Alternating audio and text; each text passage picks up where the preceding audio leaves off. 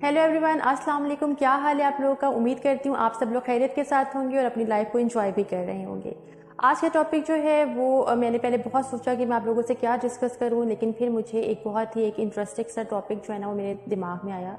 और टॉपिक ये है कि आज मैं आप लोगों को बताऊँगी कि जब भी हम किसी की बात सुनते हैं या कोई फैसला करते हैं तो हम एक तरफ की या एक रुख की जो है वो हकीकत जानकर फैसला करते हैं, दूसरे की बात सुनते हैं, ठीक है।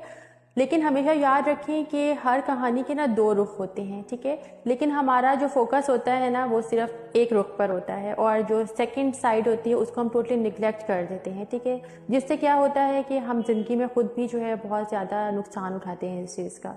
तो आज मैं आपको ये बताऊंगी कि हर बात के, हर कहानी के, हर तस्वीर के दो रुख होते हैं। कभी भी एक रुख को जानकर और दूसरे रुख को इग्नोर करके जो है ना वो किसी भी बात का फैसला ज़िंदगी में मत करिएगा, ठीक है। तो आज मैं आपको एक मोटिवेशनल पहले स्टोरी सुनाती हूँ ताकि आप लोगों को थोड़ा सा क्लियर हो जाए मेरा वीडियो का कॉन्सेप्ट। क्या होता है कि एक बच्चा होता है और वो क्लास में होता है, छोटा बच्चा होता है और उसकी टीचर जो है ना वो उससे पूछती है कि देखो अगर उस बच्चे से पूछती है जिसका नाम आदिल होता है और उससे पूछती है कि देखो आदिल, अगर मैं तुम्हें 2 मैंगोज़ दूँ और फिर उसके बाद 2 दोबारा से दूँ तो तुम्हारे पास टोटल कितने मैंगोज़ हो जाएंगे? तो वो कहता है कि 5 होंगे। टीचर जो है वो थोड़ा सा सोचती है कि ये क्या कह रहा है। उसके बाद वो अपने फिंगर्स से जो है ना उसको इशारा करके बताती है कि देखो अगर मैं तुम्हें 2 मैंगोज़ दूँ और उसके बाद 2 और दूँ तो तुम्हारे पास कितने मैंगोज़ होंगे? तो वो बच्चा फिर से कहता है कि टीचर 5 मैंगोज़ होंगे।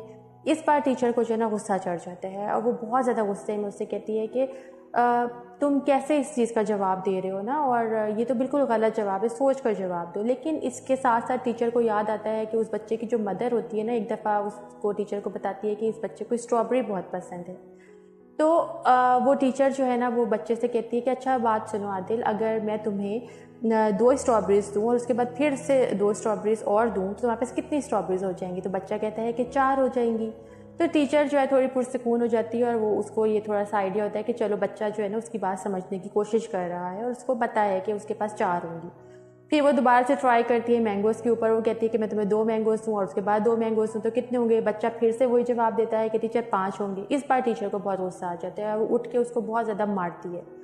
उसके बाद वो कहती है कि मैं तुमसे इतनी चीज़ें पूछ रही हूँ तो तुम मुझे क्यों इस तरह गलत जवाब दे रहे हो? तो वो बच्चा कहता है कि टीचर 5 मैंगोज इस तरह होंगे क्योंकि एक मैंगो जो है वो मेरे पास है, मेरे बैग में है, तो अगर आप 4 मुझे देंगी और एक मेरे पास ऑलरेडी है तो 5 हो जाएंगे।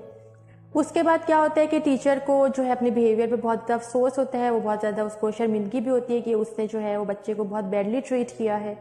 तो moral of the story is this कि समटाइम्स ऐसे होता है कि हम जो एक जवाब होता है ना, ज़ाहिरी वाज़े जो जवाब होता है उसके ऊपर फैसला करते हैं और हम हकीकत को जो है ना बिल्कुल इग्नोर कर देते हैं। हम दूसरे से जो है ना वो उसकी बात सुनने को, समझने को तैयार ही नहीं होते हैं, ठीक है। समटाइम्स ऐसे होता है कि कोई बात हमें समझ नहीं आ रही होती और दूसरा हमें क्लियर करने की कोशिश भी कर रहा होता है, लेकिन हम उसकी बात ही नहीं सुनते हैं और ना उसको सवाल करके उससे पूछते हैं कि उसको वो अपनी बात को क्लियर करे। हमारे पास इतना स्टेमिना ही नहीं होता, इतना पेशेंस ही नहीं होता।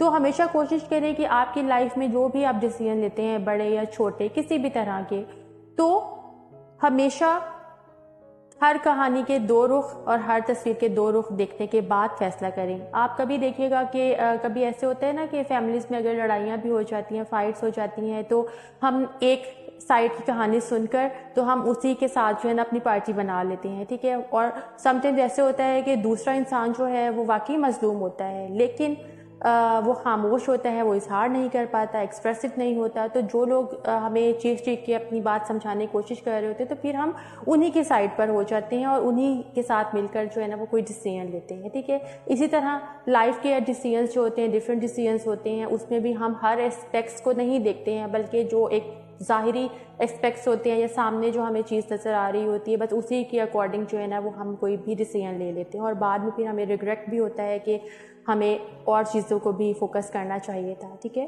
तो कोशिश करें कि आपकी लाइफ के जो भी डिसीजंस हैं उनको हमेशा सोच समझ के लें और पेशेंस के साथ लें। पेशेंस होना बहुत ज़रूरी है, आपकी पर्सनैलिटी में पेशेंस होना बहुत ज़रूरी है, आपको गुड लिसनर होना बहुत ज़रूरी है। ये क्वालिटीज़ अगर आपके अंदर होंगी ना तो आप ज़िंदगी में कभी धोखा नहीं खा सकते और आपके वर्ड्स से कभी दूसरा भी धोखा नहीं खा सकता, ठीक है।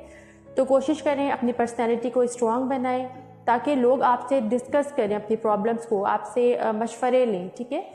क्योंकि जो इंसान मेंटली स्ट्रॉन्ग होता है ना, वही दूसरे को अच्छा मशवरा दे सकता है। तो होपफुली आप लोगों को मेरी स्टोरी और आज की वीडियो अच्छी लगी होगी। प्लीज़ मेरे चैनल को सब्सक्राइब कीजिएगा और मुझे अपनी दुआ में याद भी रखिएगा। इंशाल्लाह नेक्स्ट वीडियो में फिर आपसे मुलाकात होगी। तब तक अपना बहुत ख्याल रखिएगा। अल्लाह हाफ़िज़।